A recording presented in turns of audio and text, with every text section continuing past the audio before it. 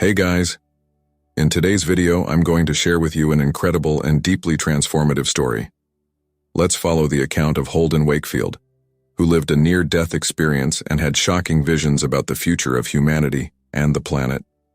It's an exciting story, full of spiritual revelations that will change your way of seeing life. Before we start, leave your like, subscribe to the channel so you don't miss any videos, and activate the bell to receive notifications. Now, prepare to be amazed. Hello, my name is Holden Wakefield. I'm 32 years old and live in Chicago with my wife Emma and our 2 children. Until a few years ago, I was just another regular guy chasing a dream. Since I was a child, I breathed football. It was my passion, my life goal. I grew up on the streets of Chicago, where every alley was a makeshift camp and every free moment was a chance to hone my skills. I wasn't just good at football, I was exceptional. Everyone said I had a future in sport. My parents, my coaches, even the college scouts. And I believed that with all my strength. I trained every day, dieted, lived, and breathed the sport. My dream was there, within reach of my hands. At 20, I was about to take the big leap. He had received a scholarship offer from a renowned university, known for its football program. It was the first step towards professionalism. I could almost taste the fame, the glory. I could imagine myself in big stadiums hearing the fans shout my name. But life has a funny way of changing our plans, doesn't it? A single moment, a single wrong move, and everything changed. During a decisive game, there was a collision. Nothing out of the ordinary in football, except this time, my knee couldn't handle it. The pain was immediate and intense. I knew lying there in the field that something was very wrong. The doctors confirmed my worst fears. My football career was over before it had even really started. The injury was too serious, the damage irreparable. It was as if the ground had opened beneath my feet. My dream, my identity, everything I thought my life would be, disappeared in the blink of an eye. The following years were difficult. I developed severe arthritis in my knee. The pain was constant, it accompanied me with every step. I tried everything: physiotherapy, medications, alternative treatments. Nothing seemed to work. Depression set in, and I found myself sinking deeper and deeper. It was during this dark period that I began to turn to spirituality. I had never been a particularly religious person, but I suddenly found myself seeking comfort in faith. The Bible became my constant companion, and prayer, my refuge. My family was my pillar during this time. Emma, my wife, was by my side at every moment, supporting me, encouraging me not to give up. Our children, even though they were small, brought light to my darkest days, and that's how I got to that fateful day, the day of the surgery, that would change my life in ways I could never imagine. But that's a separate story. A story that still moves me to tell, even after all this time. A story that completely changed my perspective on life, death, and everything that lies beyond. I remember that day as if it were yesterday. It was a cold winter morning in Chicago. The sky was gray, threatening snow, but inside me there was a strange calm. After months of constant pain and treatments that had no effect, surgery was my last hope. Dr. Evan Lark, my doctor, had been very clear about the risks. The operation was complex, and there were no guarantees of success. But at that point I was willing to try anything to ease the pain that had become my constant companion. Emma and I arrived at the hospital early. Our children stayed with my parents. We thought it would be better that way. The admissions process was a blur of forms, questions, and routine procedures. Everything seemed so normal, as if it was just another day, and not the day that would change my life forever. As we waited in the pre-op area, Emma held my hand. We could feel each other's nervousness, but there was also a quiet strength between us. We talked about trivial things, what we would do when I recovered, plans for summer vacation with the kids. It was our way of staying sane, of clinging to normalcy. When the nurse came to pick me up, I felt my heart speed up. It was real. It was happening.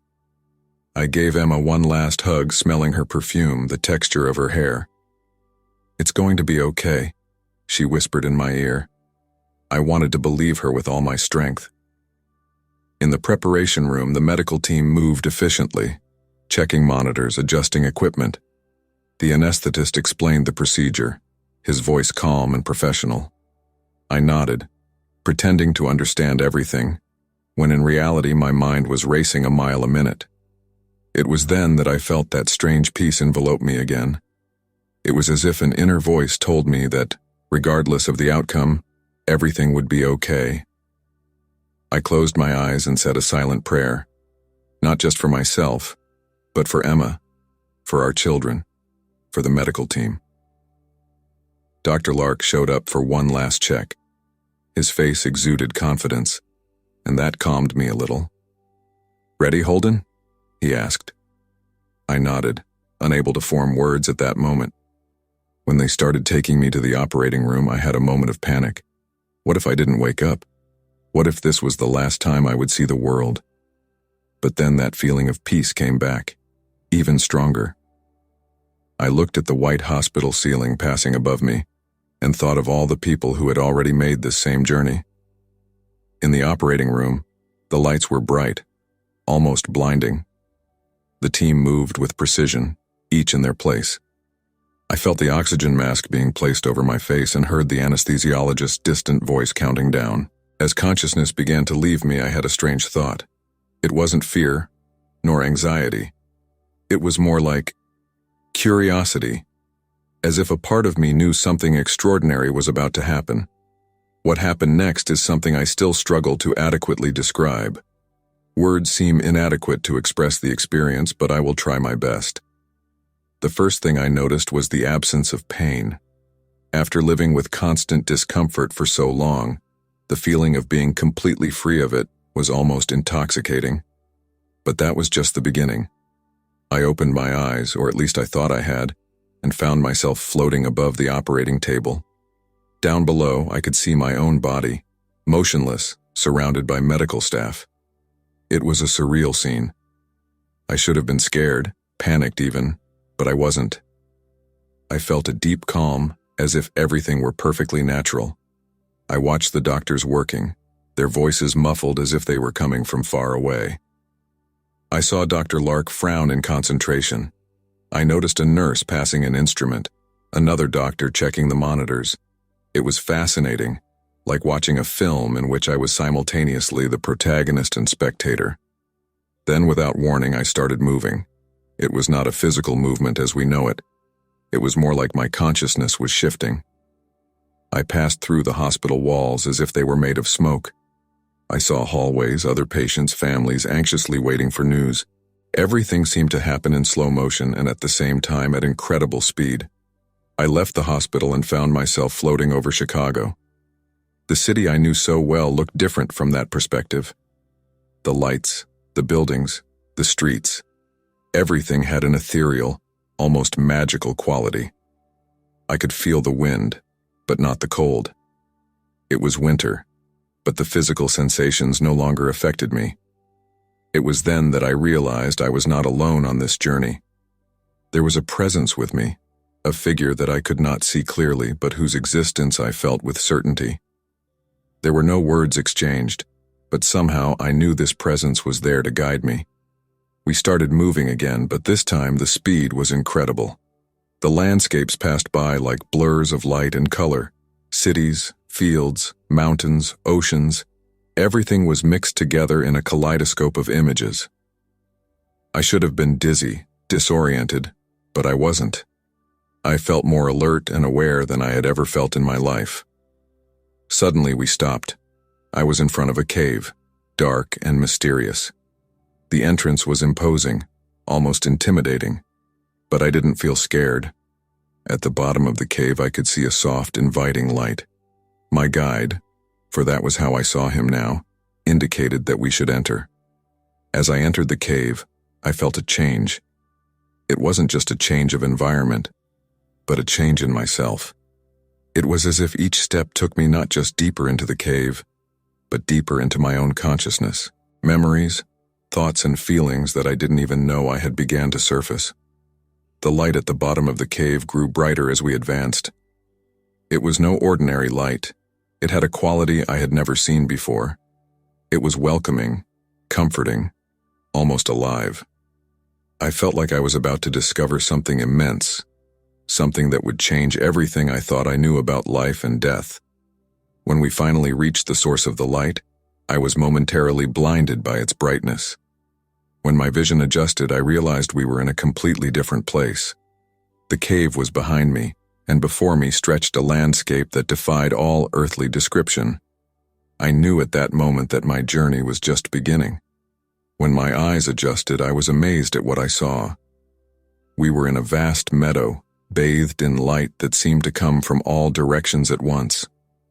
There was no sun visible, but everything glowed with a soft, welcoming glow. The meadow stretched as far as the eye could see, covered in grass that swayed gently, although there was no noticeable wind. The colors were more vibrant than anything I had ever seen on earth. The green of the grass was so vivid that it seemed to pulse with a life of its own. Flowers of every color imaginable, and some I didn't even know existed, dotted the field, creating a multicolored carpet that stretched to the horizon. In the center of the meadow, a small river meandered. The water was crystal blue, so clear I could see every rock at the bottom. The sound of the river was melodious, almost musical, creating a natural symphony with the rustling of grass and the occasional trill of unseen birds. My guide led me through this idyllic setting. Every step I took seemed to fill me with renewed energy. The pain in my knee, which had been my constant companion for so long, was a distant memory. Here, I moved with a grace and lightness I had forgotten I possessed. As we walked, I began to notice other presences in the meadow. At first, they were just indistinct shapes in the distance, like reflections of light on water. But as we got closer, these shapes began to take on more defined contours. It was then that I saw them clearly, and my heart skipped a beat. There, in the middle of that heavenly meadow, were familiar faces, people I had loved and lost over the years. My grandfather, who always believed in me and my dream of playing professional football. My older brother, who died too young in a car accident. And to my surprise, a man I recognized from old family photos, my great-grandfather, who had passed away long before I was born. They didn't look like ghosts or spirits like we imagine in horror stories. They were solid, real, more alive than ever. Their faces glowed with an inner light, and their smiles were warm and welcoming. I wanted to run to them, hug them, tell them how much I missed them. But when I tried to move towards it, my guide gently held me back. I understood, without words being necessary, that I couldn't join them yet. My journey was not over. Still, I was able to communicate with them, not with words, but with thoughts and feelings. It was a form of communication deeper and more complete than any conversation I had ever had on Earth. In a matter of seconds, I was able to share with them everything that had happened in my life since they left. I could feel your love, your pride, your understanding. My grandfather showed me that he was always there for me, even in the most difficult times after my injury. My brother made me understand that life is precious, regardless of its length. And my great-grandfather shared with me wisdom that transcended generations, showing me how our lives are all connected in a fabric larger than we can imagine. This communication, although brief, filled me with a sense of peace and understanding that I had never experienced before. It was as if all the pieces of life's puzzle finally fell into place, revealing a picture of indescribable beauty and meaning. As we walked away, I felt a pang of sadness about leaving them, but at the same time, I knew it wasn't a definitive goodbye. Somehow I understood that they would always be with me, even if I couldn't see them in my everyday life. My guide then took me further out into the meadow, towards something shining brightly on the horizon. As we got closer, I realized it was a majestic structure, a building that seemed to be made of pure light. As we got closer, the details of the building began to reveal themselves. It was an imposing building, with tall, graceful columns reminiscent of ancient Greek architecture. However, instead of cold marble, the entire building seemed to be made of crystalline light, which subtly pulsed and changed as if it were alive.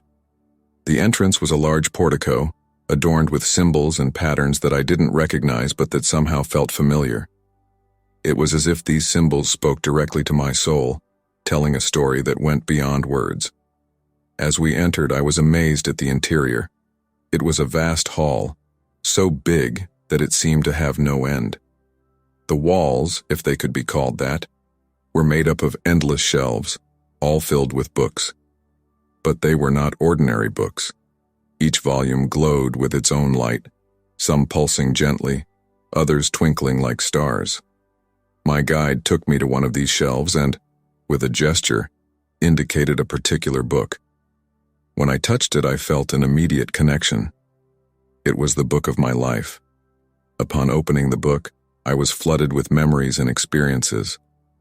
I wasn't just reading about my life, I was reliving every moment. I saw my childhood, my first steps in football, the joy of victories and the pain of defeats. I saw the moment of my injury with painful clarity, but also with new understanding. The most surprising thing, though, was realizing that I wasn't just reliving my own feelings and thoughts. I was able to experience how my actions and decisions affected those around me. I felt my parents' concern when I dedicated myself too much to football, Emma's love and frustration during my hardest days after the injury, my children's admiration even when I felt like a failure. It was an overwhelming experience seeing the entire web of connections that my life had created. Every choice, every word, every gesture had consequences that extended far beyond what I could imagine. I saw moments when I had made a difference in someone's life without even realizing it, and others when I had unintentionally caused pain. As I flipped through the pages, I noticed that some were blank. I understood that these were the pages of my future not yet written. It was at that moment that I felt a powerful presence beside me. It was not my guide, but something much greater, a force that seemed to encompass the entire universe. Without words, this presence showed me visions of the future, not just my personal future, but the future of humanity. I saw great challenges approaching, crises that would test the limits of our species. But I also saw hope. I saw humanity coming together, overcoming its differences and reaching a new level of consciousness and compassion. I understood that each of us has a role in this future, that my actions, no matter how small they seemed, could contribute to this great transformation. I saw that my journey on Earth was far from over, that there was still much to be done. When I closed the book, I felt transformed. The weight of the revelations was enormous, but at the same time, I felt lighter, as if I had found a new purpose. My guide then led me out of the building. As we left, I looked back one last time, knowing I would never forget what I had seen and learned there. As we left the light building, I found myself in an even more extraordinary place. It was a garden, but simply calling it a garden doesn't do justice to its transcendental beauty. It was as if all of Earth's natural wonders had been brought together in one place and then elevated to a level of otherworldly beauty. The ground beneath my feet was covered in a carpet of flowers I had never seen before. Some seemed to be made of pure light, others changed color as I observed them. The air was filled with indescribable fragrances, a mixture of scents that calmed and invigorated at the same time. Majestic trees rose all around, their leaves shining as if they were studded with stars. Their trunks were not ordinary wood, but appeared to be made of a crystalline substance that pulsed with life. Delicious-looking fruits hung from the branches, emanating a soft light. Streams of crystal-clear water meandered through the garden, their music creating a natural symphony with the soft rustling of leaves and the occasional trill of birds that I couldn't see, but whose song was breathtakingly beautiful. The sky above was a spectacle in itself. It was not blue like the sky on Earth, but a kaleidoscope of colors that moved and danced, creating complex and mesmerizing patterns. It was as if I could see entire galaxies being born and dying in that infinite sky. As we walked through the garden, I noticed that I was not alone with my guide. Other presences moved around us. Some had vaguely human shapes made of pure light. Others were completely beyond my understanding, shapes and colors that defied description. It was then that I realized This garden was a meeting point, not just for human souls, but for beings from all parts of the universe.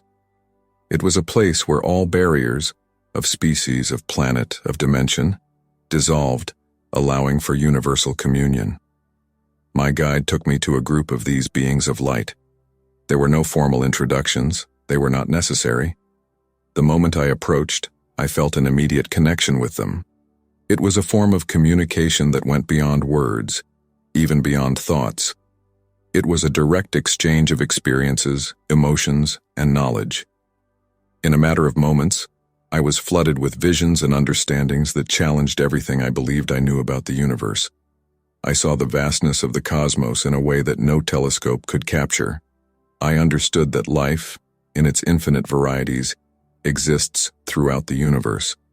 That the Earth, as precious as it is just a small part of an incredibly complex and beautiful cosmic tapestry. These beings showed me that the universe is constantly evolving, not just physically but spiritually, that each soul, each consciousness, has a role in this great cosmic dance. I saw how our actions on Earth have repercussions that go far beyond our small planet. But the most surprising thing was understanding that these beings were not strangers to us. They have been observing Earth and other civilizations for eons. They act as guardians, guides, always respecting our free will, but offering subtle guidance when necessary. I understood that humanity was at a critical point in its evolution, that the next few years would be crucial in determining our future as a species and our place in this great cosmic community. I saw the challenges we would face: climate change, conflict, resource crises, but I also saw the incredible potential we have to overcome them and rise to a new level of consciousness. This revelation was both exciting and frightening. I felt the weight of the responsibility that each of us carries, but also the joy of knowing that we are not alone on this journey. When the communication ended, I felt transformed. It was as if he had lived 1,000 lifetimes in an instant, gained the knowledge of eons in the blink of an eye.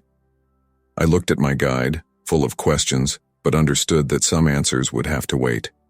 My journey was not yet over. After the overwhelming experience in the heavenly garden, my guide took me to a peaceful place, a clearing surrounded by luminous trees. The air there seemed to vibrate with a special energy, as if it were a point of confluence between different realities. It was at that moment that I understood. I was faced with a choice. I could feel that my physical body, there in the operating room in Chicago, was at a critical moment. The operation had become complicated, and I was on the threshold between life and death. My guide, for the first time since beginning this incredible journey, spoke directly to me. His voice was like music, resonating not just in my ears but throughout my entire being. "Holden," he said, "you have seen and experienced things that few have the opportunity to experience while still incarnate. Now you have a choice to make. You can stay here in this realm of light and knowledge, where there is no pain or suffering, or you can return to your life on Earth, taking with you what you learned here." The decision seemed obvious at first glance. How could I want to go back to a world of pain and limitations after experiencing all this beauty and peace? Here, I was free from the pain in my knee, free from the worries and anxieties of everyday life. But then I started thinking about Emma, about my children. I thought about the faces of my loved ones I had seen in the bright meadow, and how they had shown me that it was not my time yet. I remembered the visions of the future, the challenges that humanity would face, and the role that each of us has in this great journey. I realized that if I chose to stay, I would be abandoning my mission, leaving the story I was destined to live and share unfinished. The blank pages in the book of my life came back to me, reminding me that there was still much to be written. I looked at my guide, feeling a mixture of gratitude and sadness. "I need to go back, don't I?" he said, more as an observation than a question.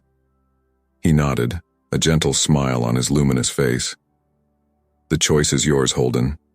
But know that if you decide to return, you will take with you a part of this light. Your journey on Earth will have a new purpose, a new direction." I closed my eyes, took a deep breath, although I didn't know if I was actually breathing on this plane of existence, and made my choice. "I'll be back," I said, my voice steady despite the whirlwind of emotions I felt. The moment I made that decision, I felt a shift. It was as if all the knowledge and experiences I had had here were being compressed, transformed into something I could take with me back to the physical world.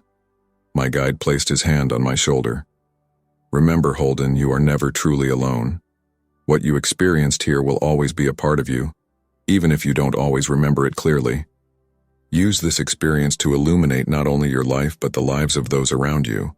I felt a wave of immense gratitude for everything I had experienced, for this unique opportunity to see beyond the veil of physical existence. I wanted to say thank you, to say something deep and meaningful, but before I could form the words, I felt a force pulling me.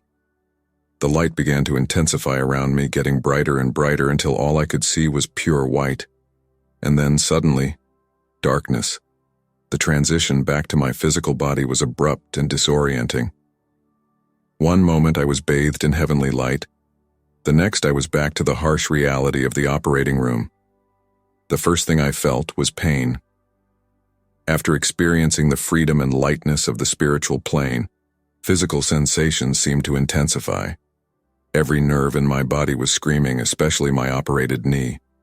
The contrast to the peace I had experienced was shocking. Slowly I began to become aware of my surroundings. The rhythmic beeping of heart monitors, the muffled murmur of voices, the aseptic smell of the hospital. I tried to open my eyes, but my eyelids felt too heavy. I heard a familiar voice. "Dr. Lark. He's coming back. Vitals stabilizing." There was a note of relief in his voice that made me realize how close I had come to not returning. I finally managed to open my eyes. The overhead fluorescent light was blinding, making me blink repeatedly. Concerned faces leaned over me, the medical staff, nurses. Everyone looked exhausted but relieved. "Welcome back, Mr. Wakefield," said a nurse, her gentle smile contrasting with tired eyes. "You gave us quite a scare." I tried to speak, but my throat was dry and irritated from the breathing tube that had been removed. A nurse offered me some ice cubes, which melted refreshingly in my mouth. Little by little, I got my bearings. The surgery had been more complicated than expected.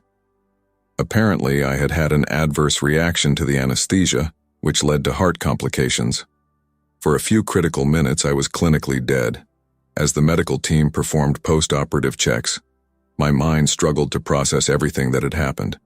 The memories of my experience were there, but it was like trying to hold water in my hands.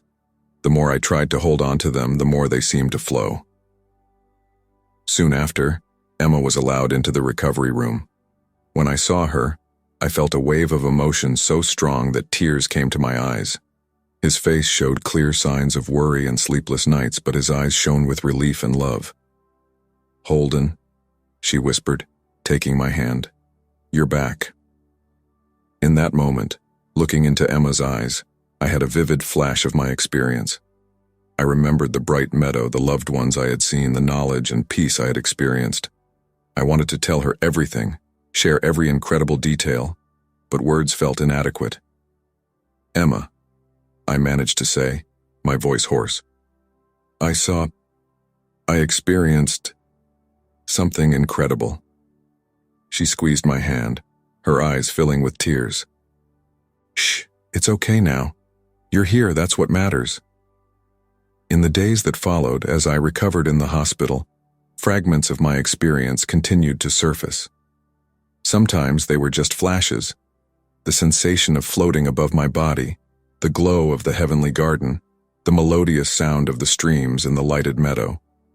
Other times, they were profound insights into life, the universe, and our connection to everything. The medical team attributed these visions to the effects of anesthesia and the near-death experience. They explained that it was common for patients to report similar experiences after going through traumatic situations during surgery. Part of me wanted to believe this rational explanation, but deep down, I knew that what I had experienced was much more real and profound than any drug-induced hallucination. As my physical recovery progressed, I noticed changes in myself, that went beyond the physical. The depression that had accompanied me since my knee injury seemed to have lifted. In its place was a sense of purpose, a deeper understanding of life and my role in it. I began to see my injury not as the end of my dreams, but as the beginning of a new journey. The physical limitations were still there, but now I saw them as challenges to be overcome, not insurmountable obstacles. Emma noticed the change in me.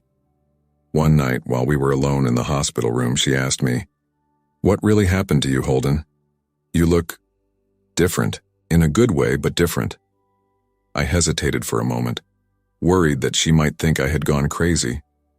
But then I remembered the connection I had felt with the beings of light, the understanding that everything is interconnected. I decided to share my experience with her. "Emma," I began, "while I was away, I experienced something that changed everything. I don't know if I can explain it completely, but I'll try." And so, I began to tell my story. I spoke about the illuminated meadow, the building of light with the books of life, the heavenly garden and the beings I encountered. I told him about visions of the future and the deeper understanding I gained about our existence. To my surprise and relief, Emma listened intently without judging. When I finished, she was crying, but smiling at the same time. "I don't understand all this," she said, "but I feel it's true. You came back different, Holden. You came back more complete." In that moment, I felt a rush of gratitude for having Emma by my side. I realized that part of the reason I had chosen to come back was for her, for our children, for all the people I could still touch and help with what I had learned. The journey to recovery would be long, I knew that. But now, this journey had a new meaning. It wasn't just about regaining mobility in my knee, it was about living fully, with a new understanding of my purpose in life. In the months that followed my release from the hospital, I began to notice significant changes in the way I saw and interacted with the world. It was as if a veil had been lifted, allowing me to see life with a clarity I had never experienced before. The first thing I noticed was a deep sense of gratitude. Things I once took for granted, the sunrise, my children's smiles, even the simple act of breathing, now filled me with an almost indescribable joy. Every moment felt precious, a gift to be cherished and celebrated. My relationship with pain has also changed. Although the physical discomfort was still present, especially during physical therapy, I saw it in a different way. Pain was no longer an enemy to be fought, but a teacher, reminding me of the fragility and preciousness of life. I began meditating regularly, seeking to reconnect with that sense of peace and unity I had experienced during my spiritual journey. Sometimes during these meditations I would catch glimpses of that realm of light, as if a window had briefly opened between the worlds. My relationship with the people around me has also transformed. I became more empathetic, more attentive to the needs and feelings of others. The words of that being of light echoed in my mind. Everything is interconnected. I began to see each interaction as an opportunity to spread some of that light I had experienced. Emma noticed these changes, and although she sometimes seemed a little confused by my new perspective, she supported me unconditionally. Our conversations became deeper, more meaningful. We shared not only everyday events, but also our reflections on life, the universe, and our place in it. My children also noticed the change. I started spending more time with them, not just playing, but really listening, trying to see the world through their curious, innocent eyes. I realized that they, in their simplicity, were often more connected to universal truths than we adults, with our minds full of worries and prejudices. One of the biggest transformations was in relation to my old dream of being a professional football player. I realized it had just been a chapter of my life, not my entire story. I began exploring new ways to get involved with the sport I loved so much. I started coaching young people in the neighborhood, sharing not only playing techniques but also life lessons I had learned. My interest in spirituality and the search for knowledge intensified. I began reading extensively about different philosophies and spiritual traditions, finding echoes of my experience in many of them. I participated in discussion groups, sharing my story with others who had gone through similar experiences. However, not everything was easy. There were days when the reality of the physical world seemed too heavy, moments when I longed for the peace and clarity I had experienced on that other plane. In those moments, I was reminded of my guide's words, "You are never truly alone." I started to see challenges as opportunities for growth. Every obstacle, every moment of doubt or fear, was a chance to apply what I had learned, to bring a little of that light to the world around me. One of the most profound lessons I brought with me was the understanding that each of us has a unique and important role to play in the grand tapestry of existence. My injury, which I had previously seen as a tragedy, now seemed to be part of a larger plan, directing me towards a path of greater awareness and compassion. As time passed, I felt like I was gradually integrating my spiritual experience with my everyday life. It was no longer a question of two separate worlds, but of a single, interconnected reality. Every action, every thought, every choice took on new meaning in light of this broader understanding. And so, day after day, step by step, I continued my journey. No longer just as Holden Wakefield, the former football player, but as someone who had glimpsed something beyond the limits of physical existence and returned to share that light with the world. It has been 5 years since that fateful day in the operating room, since my journey to the other side of the veil. Looking back, I see how every moment since then has been part of an ongoing evolution, a gradual unfolding of the lessons I learned during my near-death experience. Today, sitting in our backyard, watching Emma play with our children, I feel a deep sense of peace and gratitude. The sound of their laughter, the warmth of the sun on my skin, even the slight pain in my knee on humid days. These are all precious reminders of the gift of being alive. My life took directions that I could never have imagined before that experience. Although I didn't become the professional football player I dreamed of being, I found a much greater purpose. Today I work as a counselor at a rehabilitation center, helping people who have experienced serious injuries find new meaning in their lives. I share my story with them, not to convince them of anything, but to offer hope, to show that even in the darkest moments, there is light. I also started writing. Not self-help books or spiritual treatises, but simply sharing my reflections, my questions, my ongoing journey of discovery. To my surprise, these words resonated with many people, creating connections that remind me of that cosmic web I glimpsed on the other side. My relationship with spirituality continues to evolve. I don't adhere to any specific religion, but I find beauty and truth in many traditions. I maintain a daily practice of meditation and reflection, seeking to keep that channel of communication open with what is beyond our physical world. The visions of the future I saw during my experience sometimes weigh on my mind. I look at the challenges we face as a society, climate change, conflict, inequality, and I am reminded of the responsibility each of us bears. But I also remember the hope, the possibility of transformation that I saw. This motivates me to do my part, however small it may seem, to contribute to this collective evolution. Emma has been my tireless companion on this journey. His practical mind sometimes questioned aspects of my experience, but his heart was always open. Together, we have explored new paths of personal and spiritual growth, strengthening not only our relationship, but also our connection to something greater than ourselves. Our children are growing up with a unique perspective on life and death. We don't hide my experience from them, but we share it in an age-appropriate way. It's fascinating to see how they naturally integrate these concepts into their worldview, often surprising me with their profound insights. I still have moments of doubt, moments when the realities of everyday life seem to obscure the truths I have experienced. But then, sometimes in the most unexpected moments, when watching a sunset, when listening to moving music, when having a moment of genuine connection with someone, I feel an echo of that transcendental experience.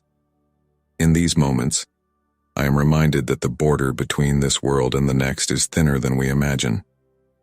If there is one message I would like to share with everyone, it is this. Life is much vaster, richer, and more interconnected than we can realize in our daily existence. Each of us is part of something immeasurably big and beautiful. Our actions, our thoughts, our choices, it all matters. It all reverberates through the fabric of existence. My near-death experience was not the end of one journey but the beginning of another. A journey of continuous discovery, of growth, of seeking a deeper understanding of who we are and why we are here.